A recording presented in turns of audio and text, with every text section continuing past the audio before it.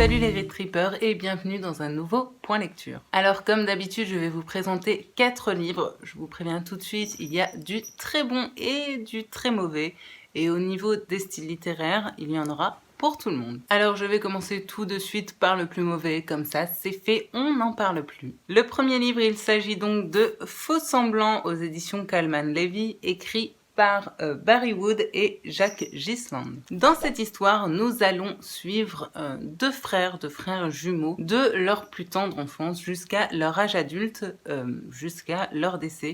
Je ne vous spoile rien puisque dès les premières pages, on sait qu'ils sont tous les deux retrouvés morts dans leur appartement. Alors je ne le savais pas en commençant ce récit, mais en fait l'auteur qui a écrit ce bouquin s'est inspiré de faits réels, puisqu'il s'est inspiré de l'affaire des jumeaux Marcus qui s'est apparemment déroulée en 1977. Ce livre a d'ailleurs été apparemment adapté au cinéma sous le titre Cronenberg, et en lisant la 4e de couverture et également en lisant ce qu'on en disait sur le film, il s'agirait d'un thriller psychologique.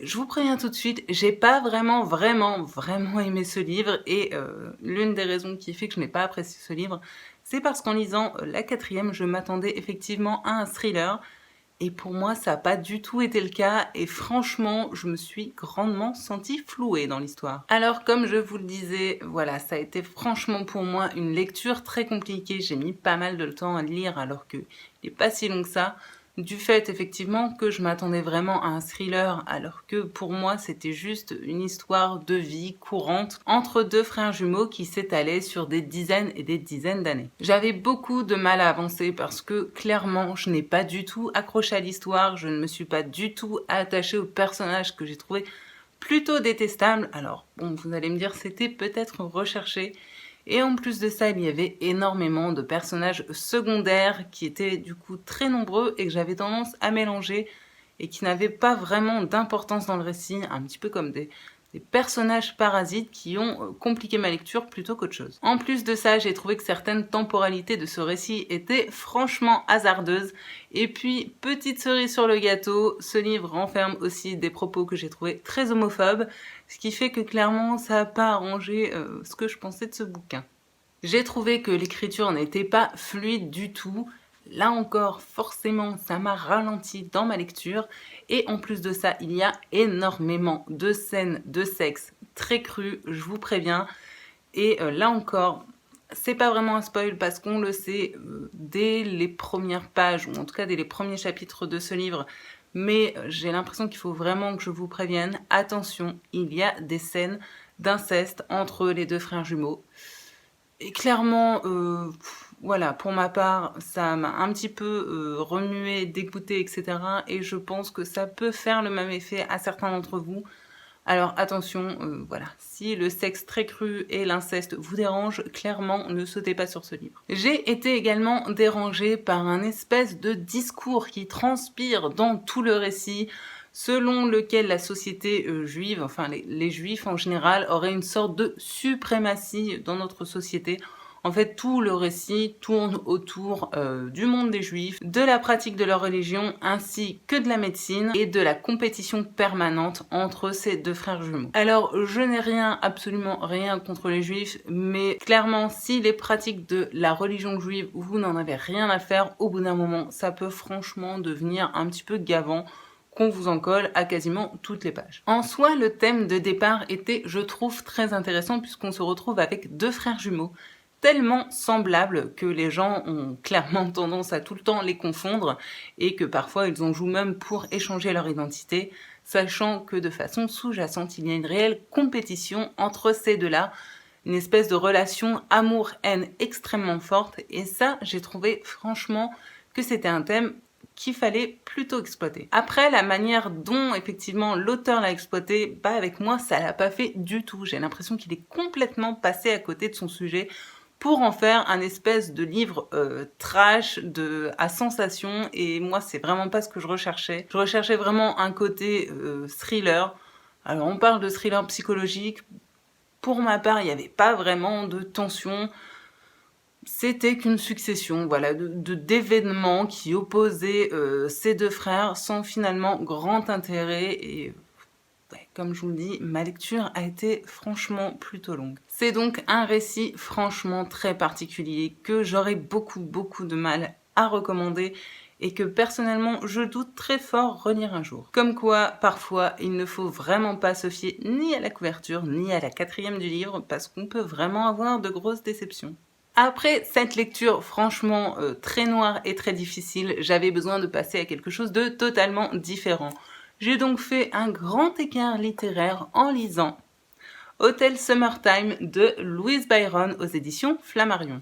Dans cette histoire, nous allons suivre Amy et Tania, deux demi-sœurs, puisque leurs parents viennent en fait de se marier. Et alors qu'ils sont partis en lune de miel, ils ont catapulté leur fille ainsi que le petit frère d'Amy chez les grands-parents de Tania dans le fin fond de l'Angleterre. Alors que les deux jeunes filles se retrouvent donc dans le trou du cul de l'Angleterre et que franchement elles s'ennuient sec, elles vont découvrir un petit peu par hasard, enfin c'est plutôt Amy d'ailleurs qui va découvrir un hôtel qui a été abandonné depuis des années. Elle va donc braver les dangers puisqu'elle va s'introduire dans cet hôtel avec un ami qu'elle se sera fait sur place et de là vont en découler certaines aventures. Ce livre est le tome 1 d'une trilogie. C'est donc le tome Amy, mais sachez qu'il y en a 2 autres à la suite qui sont déjà sortis. Pour ma part, j'ai trouvé que c'était une très jolie lecture pour les, je dirais, 9-14 ans, mais pas que, puisque j'ai passé également un très bon moment de lecture. Ce que j'ai aimé, c'est que c'est une histoire d'enfants qui ne passent pas leur temps accrochés à leur ordinateur à s'inquiéter de leur réputation,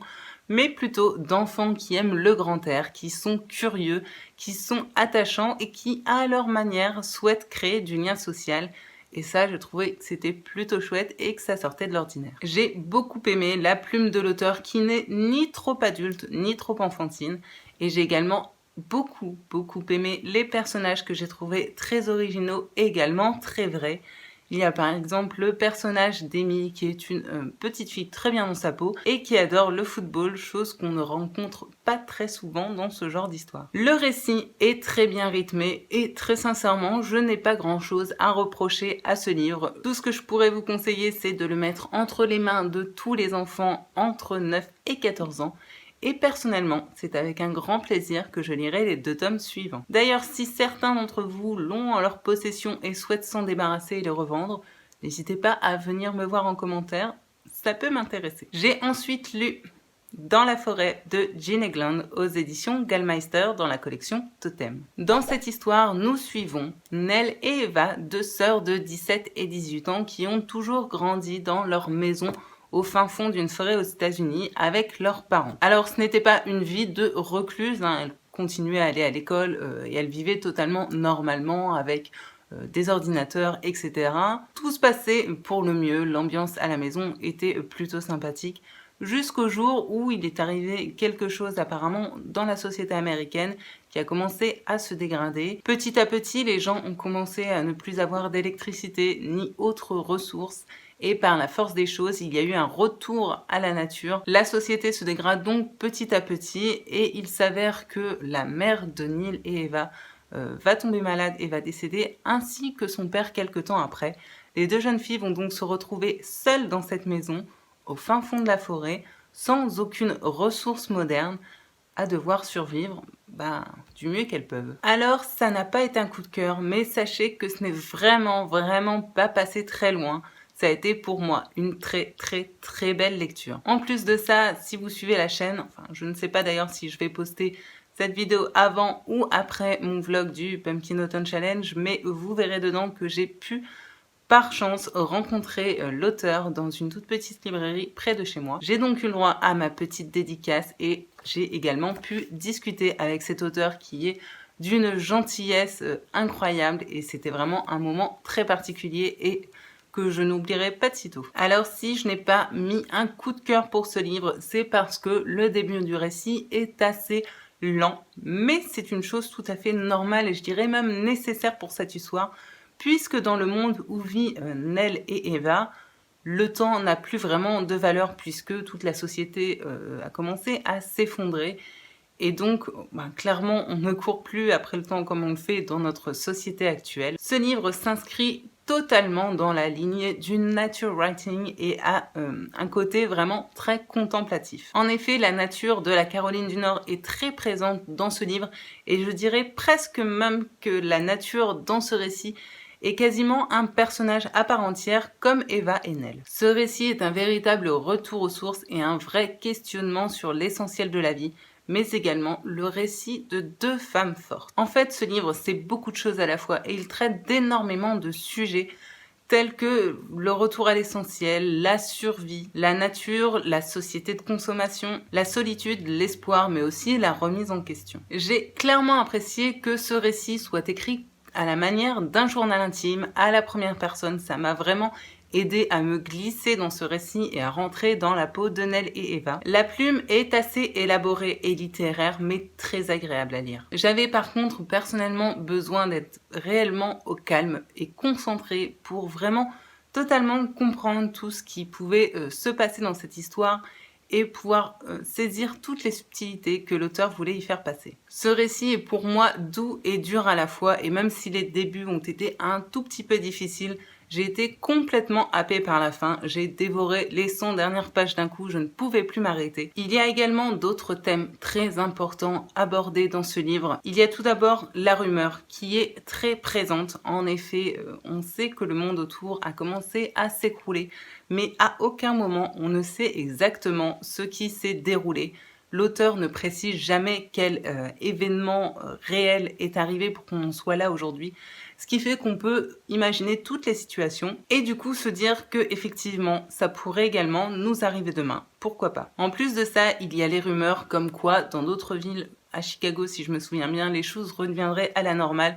Mais durant tout le récit, ce ne sont que des rumeurs. Les filles ne peuvent absolument pas s'y accrocher et du coup, elles sont livrées à elles-mêmes pour faire leur propre choix. En effet, sans certitude, comment savoir s'il faut rester à l'endroit où elles sont ou partir, mais sans aucune garantie d'avoir au bout de ce périple quelque chose de beaucoup plus stable. D'ailleurs, les choix personnels, c'est quelque chose de très important dans ce récit. En effet, dès leur plus jeune âge, leurs parents leur laissent complètement le choix. À plusieurs reprises, ils n'hésitent pas à répéter à leur fille que leur vie leur appartient. Et cette phrase est véritablement à double tranchant puisque d'un côté, ils leur laissent la liberté de faire leur propre choix, mais de l'autre également la possibilité de se mettre également en danger. Et durant tout le récit, nos deux jeunes filles vont effectivement devoir faire de nombreux choix pour survivre au mieux. Enfin, pour terminer, j'ai trouvé que c'était un livre extrêmement féministe à sa manière, puisqu'on y dépeint le portrait de deux jeunes filles extrêmement fortes, qui sont véritablement liées à elles-mêmes, mais qui finalement s'en sortent, je dirais plutôt pas trop mal. Bref, j'en ai déjà dit pas mal sur ce bouquin, j'espère vraiment ne pas vous avoir spoilé, en tout cas, je ne crois pas. Sachez que c'est vraiment un livre à découvrir. L'écriture, l'histoire est effectivement un petit peu lente au début, mais je vous assure que ça vaut vraiment le détour. C'est un livre très particulier qui, pour moi, est à savourer. Après, sachez que si jamais vous avez un petit peu la flemme de lire ou si le nature writing, c'est vraiment pas votre kiff, sachez que même si ce livre a été écrit en 1996, il vient seulement d'être édité, mais il y a quelques années, il a été adapté au cinéma. Donc voilà. Si le bouquin ne vous tente peut-être pas forcément, bah tentez peut-être déjà avant le film et puis ça vous donnera peut-être une idée, savoir si vous avez envie de le découvrir ou non. Mais sachez que pour ma part, ça a été vraiment une très belle lecture et je le redis, en plus de ça, l'auteur est absolument formidable. Pour terminer cette vidéo, j'ai lu Nickel Blues de Nadine Monfils aux éditions Pocket. Dans cette histoire, nous allons retrouver Ralph et Tony, deux ados qui sont restés seuls dans leur maison puisque leurs parents sont partis en vacances avec la grand-mère. Du coup, deux ados seuls dans une maison, forcément, ça dit grosse fête, grosse soirée, et également gros bazar dans la maison. En effet, leurs parents rentrent le lendemain et c'est clairement le carnage dans la baraque. Du coup, nos deux ados n'étant pas vraiment des faits du logis, et étant clairement des glandeurs pas très motivés pour nettoyer, au lieu de se retrousser les manches, ils ont donc décidé d'aller kidnapper une jeune fille qui aimerait passer ce journée à nettoyer afin de remettre en ordre la maison de papa-maman. Ils vont donc trouver leur perle rare, la ramener chez eux, Sauf que malheureusement, la suite des événements ne va pas franchement se dérouler comme il l'avait prévu. Oui, alors vous l'aurez deviné, rien qu'avec le petit résumé que je viens de vous faire, on est clairement dans du Nadine mon fils, bien barré comme d'habitude. Alors bien sûr, qui dit Nadine mon fils dit alerte auteur chouchou. Comme d'habitude, vous devez vous en douter, j'ai clairement aimé, je suis réellement fan de la plume de cet auteur. J'ai adoré retrouver dans ce récit son univers complètement rocambolesque. C'est dur à dire, hein?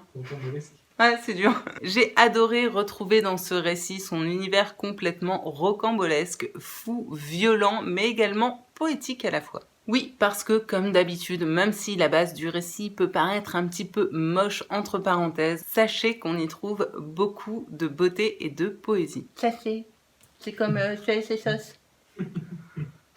J'en peux plus. Ah ouais, non mais je galère aujourd'hui. Ce livre est un one-shot, il ne fait partie d'aucune des sagas de Nadine... Oh non, non, j'ai mal, j'en peux plus. Putain, mais aujourd'hui il y a matière. Ce livre est un one-shot de Nadine mon fils, il ne fait partie d'aucune de ces sagas, donc n'hésitez pas, si vous le souhaitez, à commencer par celui-ci pour la découvrir. Une chose qui m'a réellement frappée dans ce livre, c'est que j'y ai retrouvé l'ambiance si particulière du film Bon baiser de Bruges. Pour ceux qui ne l'auraient pas vu, je vous invite à le découvrir. Alors oui, c'est un petit peu par moments foufou, mais pour moi, ça décrit réellement l'ambiance de ce bouquin. Comme d'habitude, j'ai adoré retrouver cette culture... Putain!